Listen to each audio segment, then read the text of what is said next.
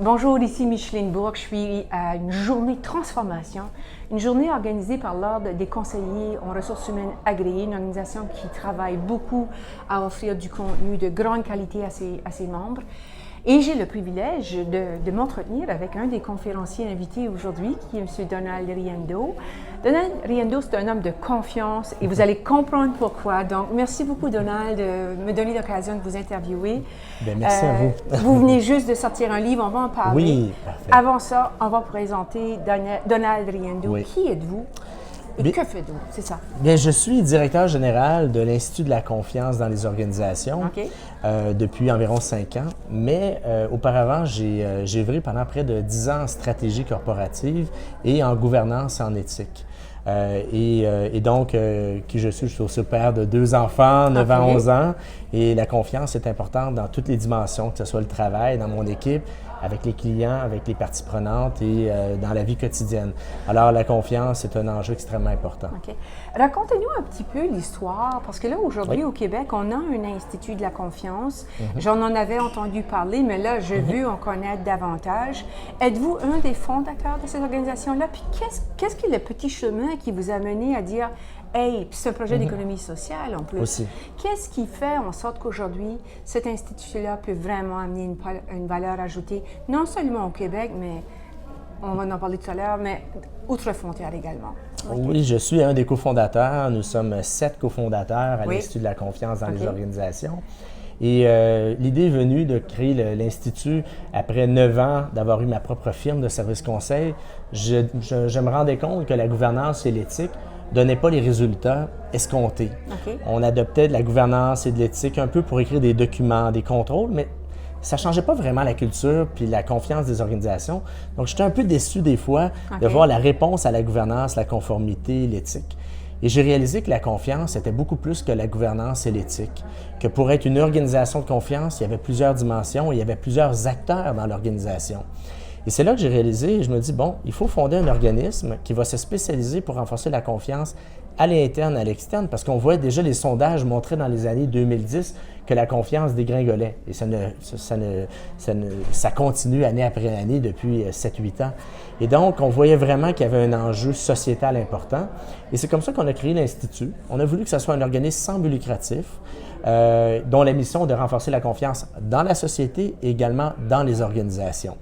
Et on a 3 axes d'intervention. On a un axe action pour faire des diagnostics, sondages de confiance, des formations, des interventions précises. On a un axe de réflexion avec des comités sur la confiance et les élus, confiance et les professionnels. Et un axe rayonnement avec un sommet international à tous les 2 ans. Et on a ce livre-là également qui fait partie de l'axe, je dirais plus réflexion. OK. Alors, on va présenter, merci. Oui. Évidemment, pour l'Institut, il y a un site web, l'institut de la confiance.org. Oui. Et on trouve quand même passablement d'informations aussi sur ce site-là. Oui. Mais le livre va certainement être un très bon complément de lecture pour découvrir qu'est-ce qu'est la confiance. Alors, on va présenter le livre qui a été écrit en collaboration avec une personne très connue. Donc, le livre s'appelle « Trusting Organizations », entre guillemets en français, les organisations créatrices de confiance.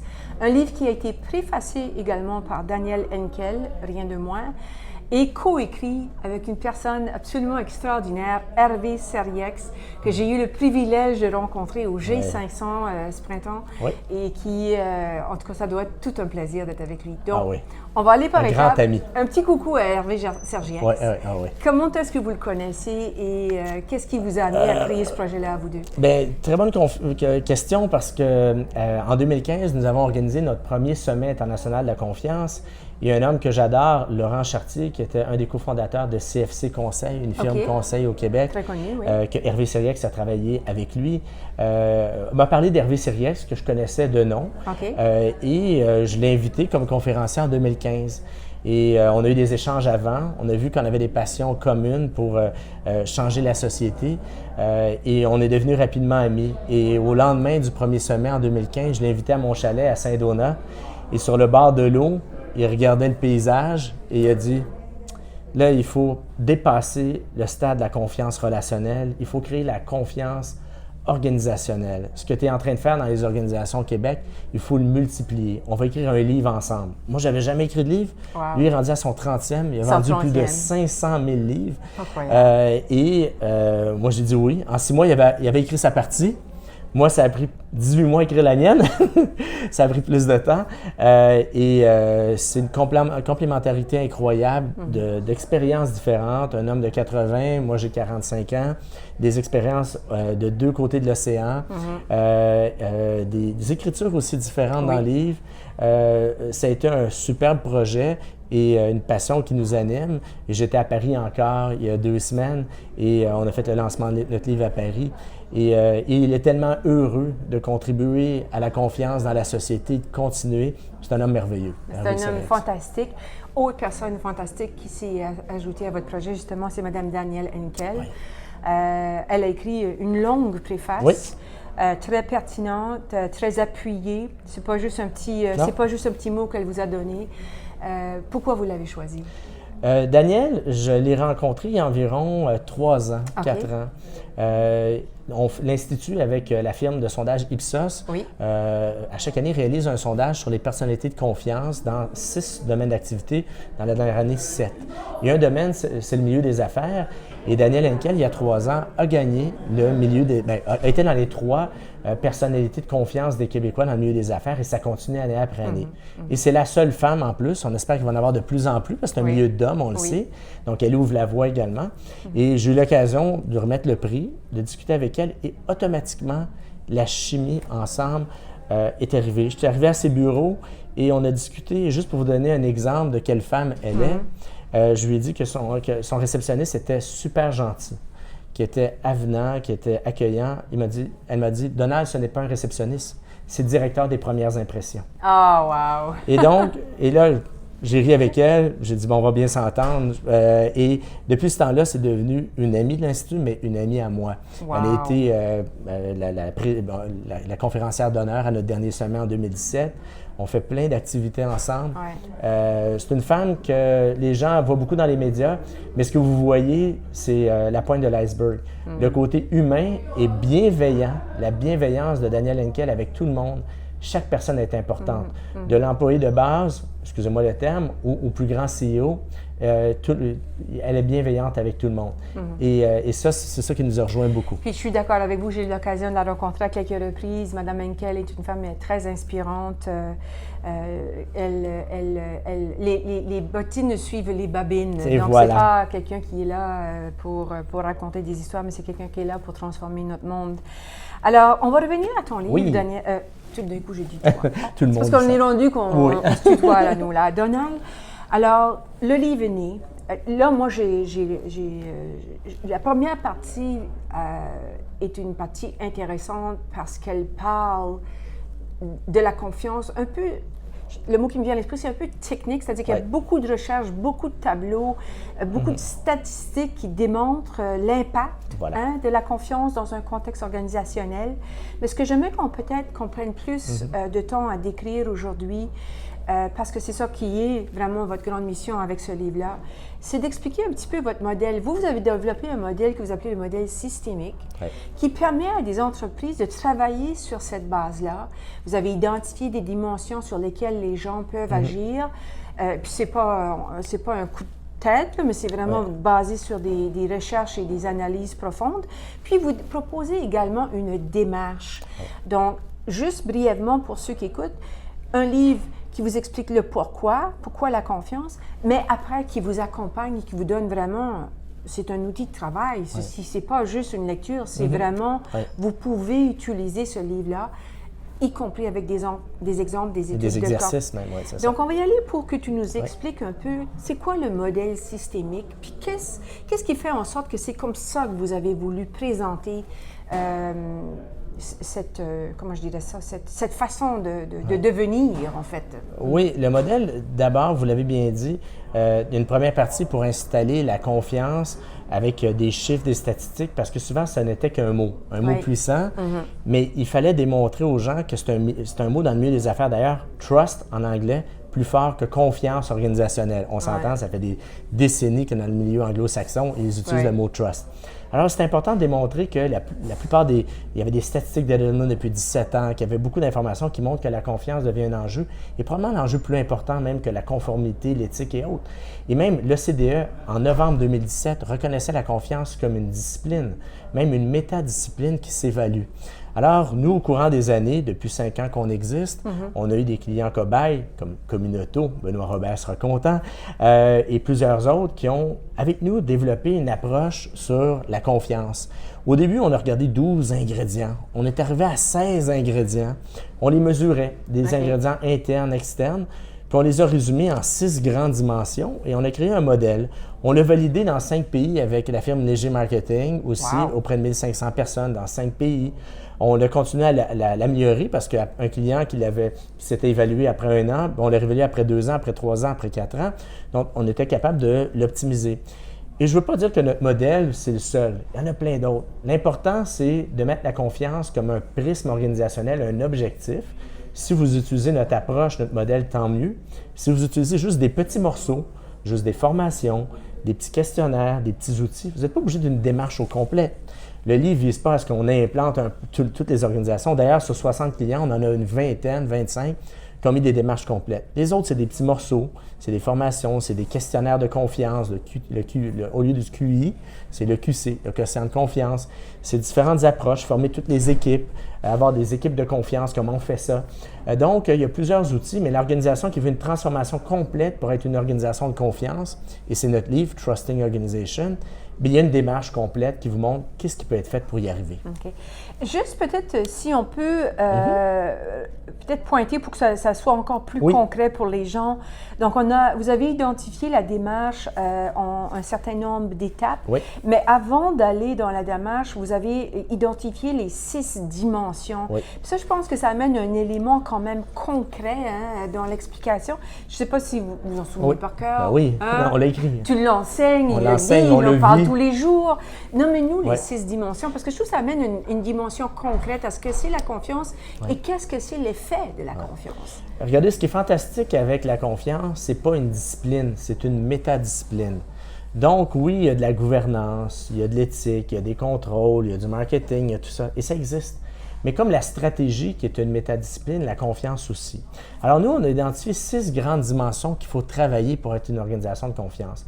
Et probablement vos organisations les travaillent de toute façon, un peu, moyen, mais en n'étant pas focusés sur l'objectif de gagner la confiance. Alors c'est ça qui est différent de nous, c'est qu'on a identifié ces 6 dimensions-là qu'il faut travailler, certaines dimensions qu'il faut travailler, comme la dimension du contrôle et de la gouvernance, de la conformité, c'est une dimension, mais qui intéresse surtout les autorités réglementaires qui regardent une entreprise. Mais l'employé, lui, c'est plus ou moins intéressant, la conformité, les paperasses, puis tout ça. Mais c'est très important pour les autorités réglementaires. Donc, elle est importante pour une organisation qui veut gagner la confiance de ses autorités réglementaires. Mais après ça, la deuxième dimension, c'est la fiabilité. La fiabilité, compétence, résultat. Ça, c'est vos clients qui le veulent. Puis les experts à l'interne, ça les motive beaucoup d'être compétents. Les ingénieurs, les avocats, les CRHA, etc. C'est très important pour eux de développer cette dimension-là. Une troisième dimension, c'est l'avenir. D'avoir un projet commun ensemble, une vision, une responsabilité sociale. Donc, ça vient rejoindre l'interne, mais l'externe. Par exemple, nos sondages montrent que les 18-25 ans, c'est peut-être ce qui est le moins important, l'avenir, ils l'ont tout devant eux. Alors que les 55-65 ans, cette dimension est extrêmement importante. Alors c'est important aussi de comprendre dans nos organisations ce qui motive les gens.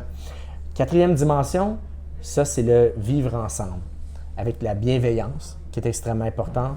L'éthique, et je l'ai vraiment distancé de la conformité. L'éthique, c'est les valeurs, c'est le mieux vivre ensemble. Il y a également des éléments d'équité, de respect.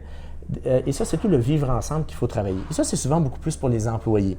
C'est pas nécessairement pour l'externe. L'autre dimension, c'est le capital humain.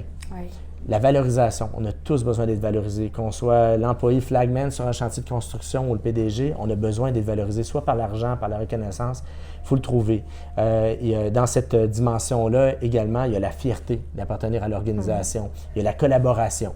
Donc, c'est une dimension très importante également. Et finalement, la dernière dimension, c'est la communication et l'ouverture.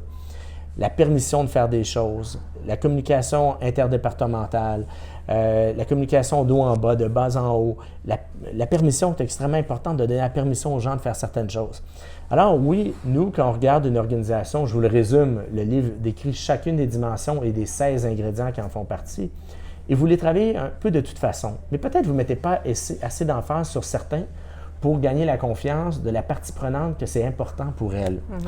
Et le beau côté d'avoir une démarche de confiance sur 3, 4, 5 ans, c'est que ça nous permet d'identifier ce qui est important pour chacune des parties prenantes, les employés de telle génération, les gestionnaires, les clients, les partenaires, et dire qu'est-ce qu'on va faire pour renforcer ces liens de confiance-là.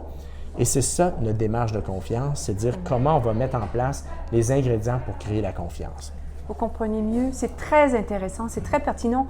Et aujourd'hui, devant cet auditoire très, très intéressé par vos propos, vous avez quand même relayé un message que je trouvais... je ne pense pas qu'on vous a payé pour le dire. Non. Mais vous avez quand même tapé sur le clou que le rôle des professionnels dans le domaine des ressources humaines est critique Capital. Pour y arriver. Je pense qu'on va prendre un petit moment pour l'expliquer. Ça va de soi, mais c'est plus que ça va de soi, c'est impératif. Ça va de soi, mais je suis un peu coupable aussi. Ah oui? Parce que je donne des formations depuis 16 ans. J'ai formé 40 000 personnes sur la gouvernance, l'éthique. Il y a des avocats, des comptables, etc., qui jouent des rôles importants. Oui. Mais depuis environ 2 ans, j'ai réalisé à quel point les CRHA et CRIA étaient importants à ce qu'on prenne la confiance. C'est qu'ils sont parmi les professionnels les mieux placés pour comprendre l'ensemble des dimensions, pour construire la confiance à l'interne, auprès des employés, les cercles de confiance entre employés, avec gestionnaires, dans les équipes, même sur les comités de direction, etc. Ils ont un rôle important, mais également à l'externe. On a souvent laissé l'externe aux gens du marketing ou aux avocats qui étaient interagis avec l'externe. Mais le CRHA, CRIA, les ressources humaines ont un rôle pour gagner la confiance d'externe. Alors, nous, l'Institut, on le réalise à quel point les CRHA, CRIA, au courant des prochaines années, vont avoir un rôle majeur pour transformer nos organisations.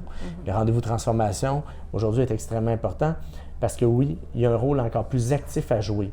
Et au courant des prochaines années, on veut aider, accompagner, supporter l'ordre pour faire en sorte que il y a plus de CRHA, CRIA sur les conseils d'administration, joue des rôles plus actifs sur les comités de direction pour changer la culture de nos organisations et amener la confiance.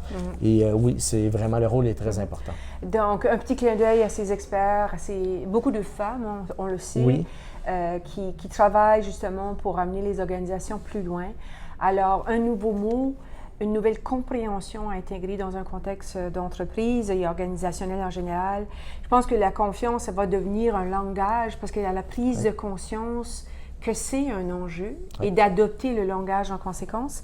Ce que j'aimerais aussi peut-être conclure et peut-être vous souhaiter aussi, c'est que pour moi, au niveau du club de lecture, le fait d'avoir un auteur québécois qui s'associe avec... Il n'est pas belge, M. Sergix? Non, il est français, il est breton. Oui. Alors, c'est un breton. Donc, c'est le mix des savoirs, le mix des idées. Donc, on est dans une dynamique France-Québec/Canada. Je vous félicite pour ça. Donc, on va avoir des pensées québécoises qui vont être diffusées et qui vont rayonner en France. Et inversement, M. Sergix, qui est quand même déjà connu ici. Donc, je souhaite vraiment un beau parcours avec ça. Merci. Beaucoup de belles rencontres. Et j'espère que votre livre aura un impact comme vous le rêvez. Et à moins que vous vouliez ajouter, est-ce que peut-être un petit mot pour la fin? D'abord, je vous remercie. OK. Une belle rencontre avec vous. Mais également, je dirais que le mot confiance, je le répète, c'est le mot de 9 lettres le plus important. Et il ne faut pas que ça reste juste un mot.